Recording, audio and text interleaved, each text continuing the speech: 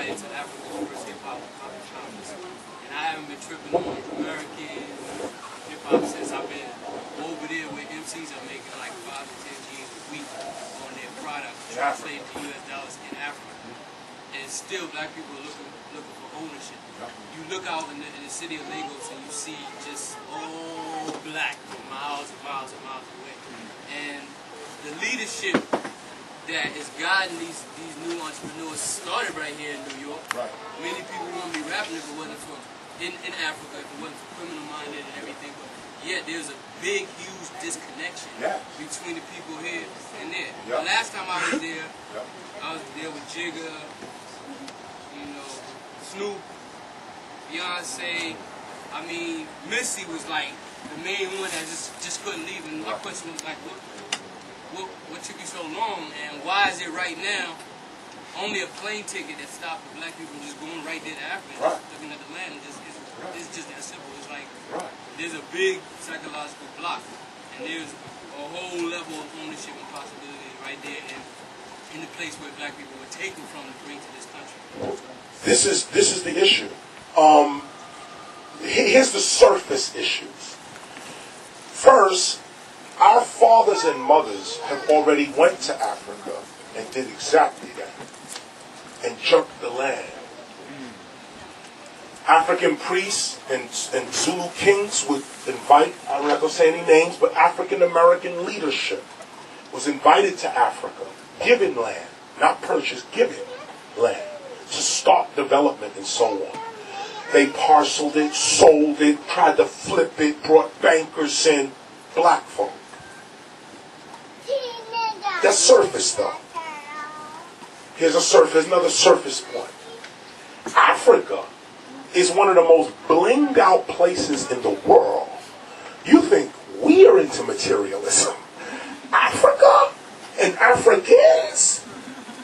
Well, that's where diamonds come from now, doesn't it? They are more icy and richer than us here. They love showing out. The same problem America got, Africa got. Actually, Africa is America. Africa's the biggest ghetto here. Now here's it. Oh, it's funny you say that, the biggest ghetto. Look at the mentality of our so-called ghettos. You hit it on the nail. Why is there Benzes in front of the projects? Why are we rocking ice that could buy a home, but we're setting it down in our apartment? Africa is still struggling from the same things all Africans around the world are struggling with. A little deeper though, that surface. Here's the deeper part of it. It may be time now. It may be time now. It may never have been the time before. It may be now, may be the time. And let me tell you why I'm thinking this too. Because when I'm invited to Africa, I'm always invited for huge sums of money, and it's one day. And I tell people, I'm not going to Africa like that. I'm going and I'm landing on the ground. And I'm teaching when I get there.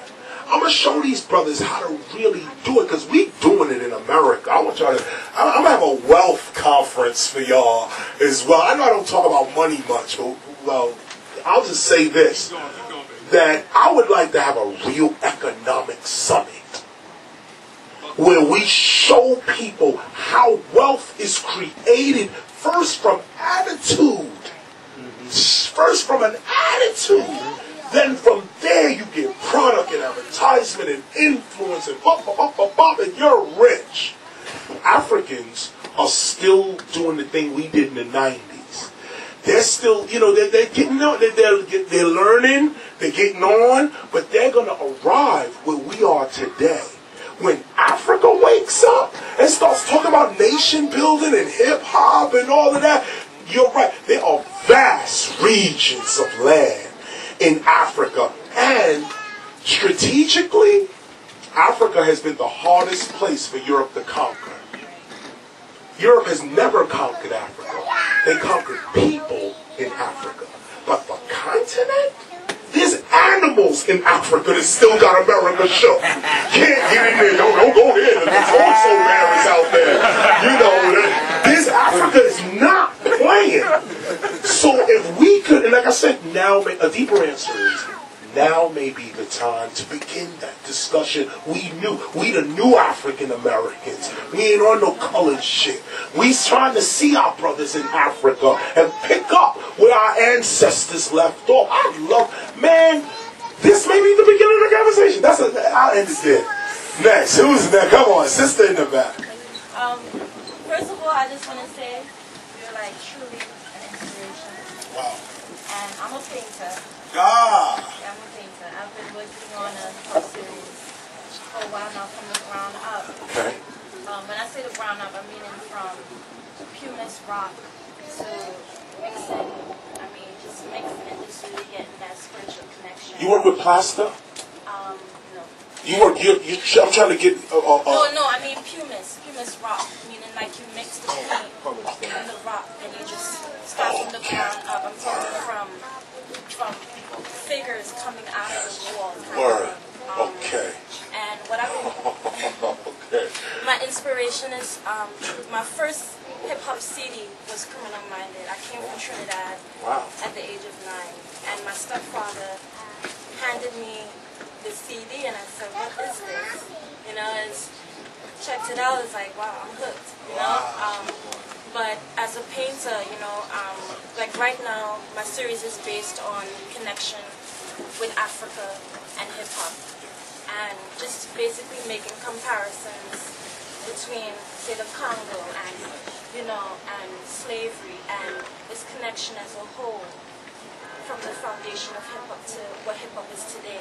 And, you know, I haven't showed anyone my work. You know, I've shown other work, but this is very, you know, I came here today because I'm going to be gutsy. I'm going to be like, I'm going to ask him if he can see me in that process, you know, visit my studio and just see what I'm doing, because it has, I mean, your work has touched me that much, you know, your lyrics, and, you know, if I can just ask you that, you know, I only have one card. Let me tell you how God is with you. And it's right marked now. Up. Pass that forward, please. It's marked up. Give me that. Let me tell you how you so in line with the universe right now. Because I've been looking for you. I've been looking for you. No doubt. Yup. I know it's marked up. Let me tell you this, and this is no game. Let me tell you this right now. This is crazy. I'm doing an archive. I'm doing a hip hop exhibit that depicts the development, the birth and development of hip hop. It's an exhibit of sculpture, painting, photos, all kinds of videos, stuff like that.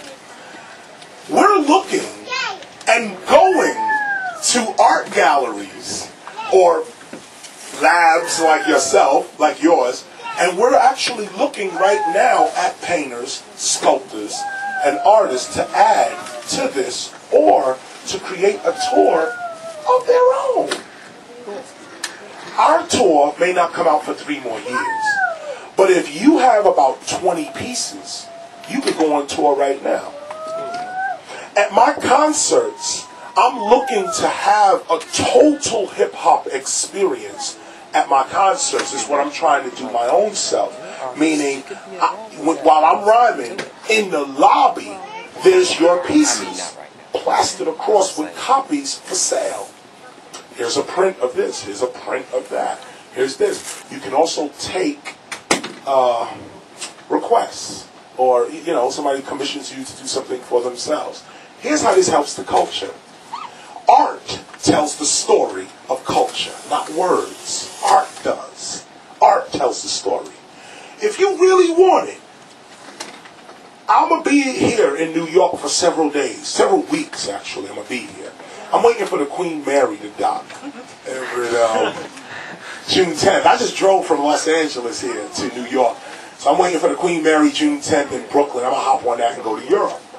But I'm here from now till June 10th or 9th. We should hook up.